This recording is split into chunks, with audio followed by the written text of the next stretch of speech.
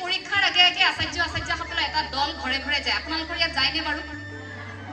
কেনেকৈ পঢ়িছে, কি কৰিছে, পৰিৱেশটো কেনেকুৱা অকণমান বুজিবৰ বাবে যায়নে? আমাৰ ঘৰলৈ গৈছিল। আমাৰ ঘৰলৈ যাওঁতে দাদা আৰু মই খুব ভয় কৰোঁ, শেষ মৰিলোঁ, কি বা কথা কৈ দিয়ে মা দেউতাই ঠিক নাই। আমাৰ কাৰণে আটাইতকৈ বেছি ভয় লগা, মইতো ভাবিছিলোঁ যে পৃথিৱীত সেইটোতকৈ আৰু ভয়ানক কথা একো হ'বই নোৱাৰে। তাৰ পাছত ভাবিলোঁ সেয়া দেখোন এটা মানে সাধাৰণ চিটুৱেশ্যন, এটা পৰিস্থিতিহে মাত্ৰ। আচাৰ্য ঘৰলৈ অহাৰ সমান ভয়, একো ডাঙৰ কথা যেন একো নায়েই, সেই ধাৰণাটো খুব মনত আছিল। গতিকে সেই মুহূৰ্তত যে আচাৰ্যসকল যে আমাৰ ঘৰলৈ যায়, তেতিয়া কিন্তু স্কুলৰ যিগৰাকী আচাৰ্য যেনেকৈ থাকে সেই মনোভাৱটোত কিন্তু তেওঁলোক নাযায়। সেইদিনা তেওঁলোকক অকণমান আপুনি পৃথক দেখিব।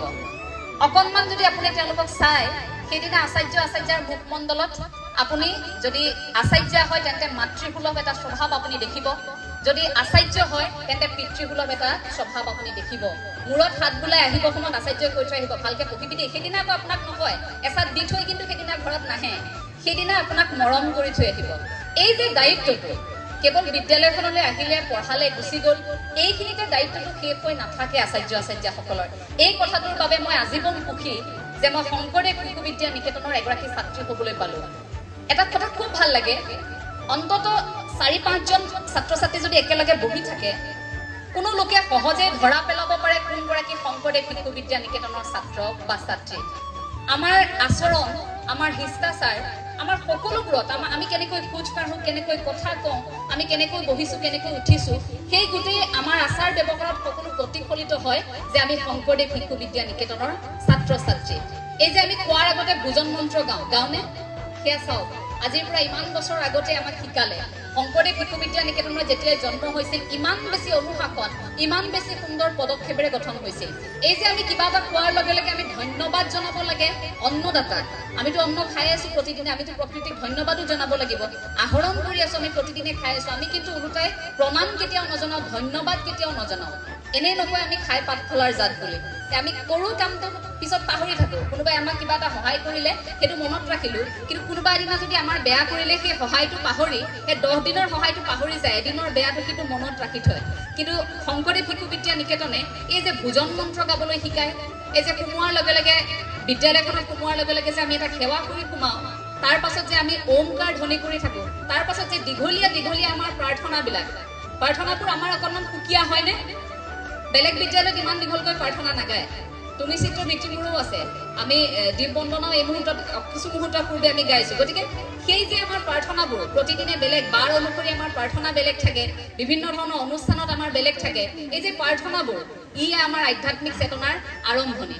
বৰ্তমান সময়ৰ শিক্ষা ব্যৱস্থাটোৰ ক্ষেত্ৰত যদি কওঁ, আজি কিন্তু বৰ বেছি সমালোচনা নকৰোঁ। আজি কথাখিনিত কিন্তু বৰ বেছি সমালোচনা এইবাবে নকৰোঁ। মই প্ৰথমেই কৈছোঁ যে অকণমান মই স্মৃতিৰ ৰোমন্থন কৰিম বুলিহে আহিছোঁ। এই যে বৰ্তমানৰ শিক্ষা ব্যৱস্থাটো, এই শিক্ষা ব্যৱস্থাটোত যদিও আসোঁৱাহ আছিল, এতিয়া কিন্তু ক্ৰমাগতভাৱে সেয়া নোহোৱাৰ এটা দিশলৈ গতি কৰিছে। সেইটো খুব এটা ভাল লক্ষণ। নতুন শিক্ষানীতিৰ অধীনত আপোনালোক সকলোৱে জানে বৃত্তিমুখী শিক্ষাৰ এটা চৰ্চা চলিছে। এতিয়া চাব দেই, শংকৰদেৱ শিশু বিদ্যা নিকেতনে বৃত্তিমুখী শিক্ষা আজিৰ পৰা বহু বছৰ আগতে কৰিছিল। কেনেকৈ কৰিছিল? হস্তকলাৰ এটা পিৰিয়ড আছেনে? মাটিৰে বস্তু সাজিব লগা হয়, চিলাই কৰিব লগা হয়, তাত থাকে অথবা বুলি থাকে, ছাত্ৰীসকলে ইচ্ছা কৰিলে চিলাইও কৰিব পাৰে, মাটিৰে বস্তু সাজিব পাৰে, কাগজেৰে বস্তু সাজিবলৈ, এইবোৰ আমাক শিকোৱা হয়। শিকাইছেনে ইয়াত? সেয়া বৃত্তিমুখী শিক্ষা। এই যে আমাৰ অসমীয়া মানুহৰ এটা ধাৰণা থাকে যে ল'ৰাই এতিয়া হায়াৰ ছেকেণ্ডেৰী পাছ কৰিলে, এতিয়া মাষ্টাৰ্ছ কমপ্লিট কৰিলে, তেওঁ উচ্চ শিক্ষা এতিয়া শিক্ষিত হ'ল, এতিয়া আমাক আৰু এটা চৰকাৰী চাকৰি লাগে, মোৰ ল'ৰা ডক্টৰ হ'ব, মোৰ ল'ৰা ইঞ্জিনিয়াৰ হ'ব। কিন্তু কেতিয়াবা কওক আপোনাৰ সন্তানক যে তুমি যদি ব্যৱসায়ী হ'ব বিচাৰিছা, তুমি ব্যৱসায়ী হোৱা, কথা নাই। তুমি যদি নাচিব বিচাৰিছা, তুমি নৃত্যশিল্পী হোৱা, কথা নাই, আমি দুখী নহওঁ। তুমি যদি বাদ্যযন্ত্ৰত তুমি ইমান ৰাপ, তুমি বাদ্যযন্ত্ৰী হ'ব বিচাৰিছা, তুমি বজোৱা, আমাৰ আপত্তি নাই। কিন্তু কেতিয়াও আমি এই কথাটো কিয় ক'ব নিশিকিলোঁ যে তুমি যি কৰা, তোমাৰ লক্ষ্যত তুমি উপনীত হোৱা, সেই কামখিনি কৰা য'ত তুমি সুখী, আমি সুখী। অন্ততঃ তুমি 10জনক বেয়া কৰি সেই কামটো কৰা নাই। আমাৰ মনত এই ধাৰণাটো কিয় থাকে? আপুনি চাব, এটা প্ৰমাণ যদি আমি কৰোঁ যে এগৰাকী ব্যৱসায়ী প্ৰতিমাহে তেওঁ ধৰি লওক 5 লাখ টকা তেওঁ প্ৰতিমাহে তেওঁ ব্যৱসায়ৰ পৰা তেওঁ সেয়া ঘটি আছে, তেওঁ অৰ্থনৈতিক স্বাৱলম্বিতা ব্যৱসায় কৰি। তেওঁ কিন্তু শিক্ষা গ্ৰহণ কৰিলে খুব বেছি হায়াৰ ছেকেণ্ডেৰীলৈকে তেওঁ পঢ়িলে, উচ্চতৰ মাধ্যমিক তেওঁ পঢ়িলে, উত্তীৰ্ণ হ'ল, তাৰপিছত ব্যৱসায়ত তেওঁ লাগিল। কিন্তু তাৰ পাছত আপুনি চাব আন এগৰাকী শিক্ষাৰ্থী চতুৰ্থ বৰ্গৰ এটা চাকৰি লৈছে, অথচ তেওঁ ঘৰখন কোনোমতে চলাই আছে, মাহত 30,000 টকা 20,000 টকা বা 10-15,000 টকাৰ দৰমহা পায়। কিন্তু আমাৰ ধাৰণাটো কি, নালাগে 5 লাখ টকাৰ সেই ব্যৱসায়, নালাগে তুমি হেৰি কৰিব, কিন্তু আমাৰ মনত এটাই ধাৰণা যে চৰকাৰী চাকৰি এটা লোৱা, আমাৰ হীৰাই হীৰাই প্ৰবাহিত হৈ আছে অসমীয়াৰ সেইটো ধাৰণা, এটা চৰকাৰী চাকৰি লাগে। বিহাৰত কিয় ল'ৰা ছোৱালী জন্ম হোৱাৰ লগে লগে কিয় কয় যে কালেক্টৰ বননা হে, কিয় কয়? তেওঁলোকেতো কিন্তু ধাৰণা, তেওঁলোকে UPSC চাওকচোন কিমান সংখ্যক থাকে, কেনেধৰণৰ উদ্যমতা প্ৰতি বছৰে। কিন্তু আমাৰ কি হয়, আমাৰ কি ডক্টৰ, ইঞ্জিনিয়াৰ, আমি কেইটামান বিভাগহে চিনি পাওঁ, তাৰ বাহিৰে আমি একো বাকীবোৰ দিশত আমি ইমান বেছি চিন্তা কৰি নাথাকো, আমি ভাবি নাথাকো। আপুনি চাব যে ডলি জেন বুলি এগৰাকী মহিলা, তেওঁ শাৰী পিন্ধায়, অকল শাৰী পিন্ধাব জানে, তেওঁ 350টা প্ৰকাৰৰ শাৰীখন পিন্ধাব জানে, আৰু এবাৰ এখন শাৰী পিন্ধাওঁতে তেওঁ প্ৰায় 5 লাখ টকা লয়। নীতা আম্বানী সৌদিনা শাৰী পিন্ধাইছে, তেওঁতো আৰ্থিকভাৱে স্বাৱলম্বী হয়নে নহয়? তেওঁ স্বাৱলম্বী। আপুনি ধনীৰাম চেতিয়াৰ কথা চাওক, যোৰহাটৰ এগৰাকী কৃষক, তেওঁৰ অকণমানি এটি সন্তান আছে, তেওঁ খেতিৰ কথা ইমানেই জানে আপুনি আচৰিত হৈ যাব। তেওঁ জানে অমিতা গছত কি সাৰ দিব লাগিব, তেওঁ জানে যে কোনবিধ আম লগালে বৰ্তমান অসমত চাহিদা বেছি আছে, কোনবিধ আমৰ দাম বেছি। ধনীৰাম চেতিয়াৰ এটি সন্তান, ধনীৰাম চেতিয়া আজিৰ তাৰিখত অসমৰ এগৰাকী কৃষক বন্ধু বুলি সকলোৱে জানে, কিন্তু আমি অসমীয়াই তেওঁক চিনি নাপাওঁ, আমি নাজানো তেওঁৰ বিষয়ে, জানিবলৈ ইচ্ছা নকৰো, কাৰণ তেওঁ কৃষকহে। যাদৱ পায়েঙক এটা অনুষ্ঠানতহে সম্বৰ্ধনা জনোৱা হয়, এটা অনুষ্ঠানত অকণমান সময়ৰ বাবে সম্বৰ্ধনা জনায়, তাকো এনেকুৱাও সময় মই দেখিছো গুৱাহাটী বিশ্ববিদ্যালয়ত এদিন এটা ঘটনা হৈছিল, সেইদিনা যাদৱ পায়েঙক মতাৰ বাবে হ'ব দিয়ক আৰু অনুষ্ঠানটোত মই নাযাওঁ, কোন কোন আছে সুধিছে, সোধাৰ পাছত যাদৱ পায়েঙহে আহিব, হ'ব আৰু। সাধাৰণ মানুহৰ লগত একে শাৰীতে বহিবলৈ কিছু উচ্চাকাংক্ষা থকা ব্যক্তিয়ে বেয়া পায়। এই যে টকাৰ গৌৰৱ অহংকাৰ কিছু লোকৰ থাকে, সেইসকলে বেয়া পায়। তেওঁলোকে বৃত্তিমুখী শিক্ষাৰ কথা তেওঁলোকে কয়, মেলে মিটিঙে ঠিকেই কয়, কিন্তু ঘৰত গৈ নিজৰ সন্তানক সেইটোৱে ক'ব, তুমি সমাজত এখন উচ্চ আসন লোৱা, তুমি এই পদবীটো লোৱা, এই পুৰস্কাৰটো আজৰি আনা। সেই প্ৰেছাৰাইজটো, সেই হেঁচাটো আমি আমাৰ সন্তানক আমি প্ৰয়োগ কৰি থাকো। বৃত্তিমুখী শিক্ষাৰ কথা কওঁতে আপুনি চাব, এই মই হাতত লৈ থকা কলমটো, ইউটো এটা কোম্পানীৰ, এইটো এটা প্ৰডাক্ট। ইউ চাবচোন আজিৰ দিনটোত এতিয়া হয়তো আমি কথা কৈ থাকোতে ছেকেণ্ডত কিমান লাখটা কলম এতিয়া নিৰ্মাণ হৈ আছে, সেই কলমটো প্ৰতিগৰাকীয়ে ক্ৰয় কৰিছে। কলমটো ক'ৰ পৰা আহিছে? এটা উদ্যোগ, তাত নিয়োগ হ'বৰ বাবে আমি তাৰ বাবে সাজু হ'ব নোৱাৰো নেকি?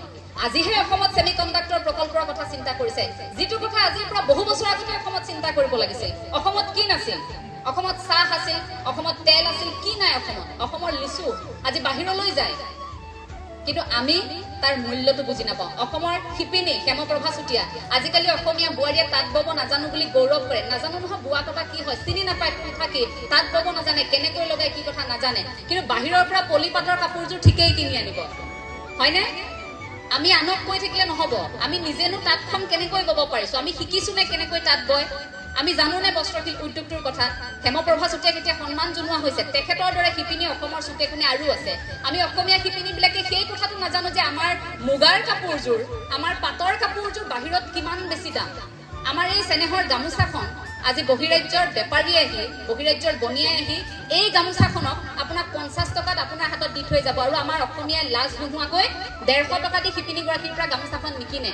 আয়োজক কমিটিয়ে ক'ব যিমান পাৰ কম টকাত অনুষ্ঠানটো পাত, যা 50 টকা 40 টকাত পালেও গামোচা কিনি আনিবি, দৰকাৰ হ'লে সূতাডালেই থাকক, সূতা ওলমি থাকক, এনেকে ফুল থাকক নাথাকক কথা নাই, গামোচা আন 40 টকা দাম, নালাগে অসমীয়া শিপিনীৰ কথা। আৰু তেওঁলোকৰ তেনেধৰণৰ আকৌ ব্যক্তিয়ে যেতিয়া মেলে মিটিঙে ডাঙৰ ডাঙৰ কথা ক'ব, সেই কথাবোৰ আপোনালোকৰ শুনিবলৈ মন যাবনে?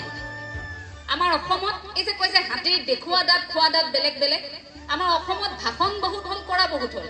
এতিয়া যে মই এই কথাখিনি কৈ আছো, এইখিনিৰ পাছত মোকো ক'ব, যদি সামাজিক মাধ্যমত, এতিয়া দেখিছো এইকেইটা দিন সামাজিক মাধ্যমত ভিডিঅ'বোৰ যেতিয়া কৈছে, তলত কিছুমান মন্তব্য আহিছে, আধ্যাত্মিক কথা কোৱাৰ লগে লগে মোক সুধিছে, কিছুমানেতো তই সম্বোধন কৰি সোধে, কিছুমানে সুধিছে যে তই নিজে শৰণ ললিনে নাই।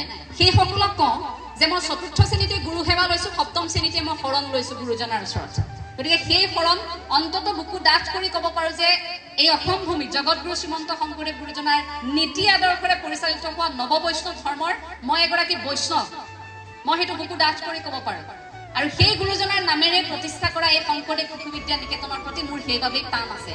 গতিকে আমি কথা যেতিয়া কৈছো, তাৰ সমান্তৰালকৈ আমি কাম কৰিবলৈ চেষ্টা কৰিছো। আপোনালোকে হয়তো কৰক, যদি কোনোবাই আপোনাক আঙুলিয়াইছে নহয়, সেই উত্তৰটো আপুনি দিবলৈ চেষ্টা কৰক। আপোনাক কাম কৰিছে সমাজত আপোনাক সমালোচনা কৰিছে আপুনি সেই কথাটো আহি ঘৰত ঋণাত্মকভাৱে নল'ব আপুনি সেই সমালোচনাটো ওপৰাই আপোনাৰ সন্তানৰ সৈতে আপুনি আলোচনা কৰক যে সমাজত এনেধৰণৰ মানুহ থাকে এখন আমি আগুৱাই যাব লাগিব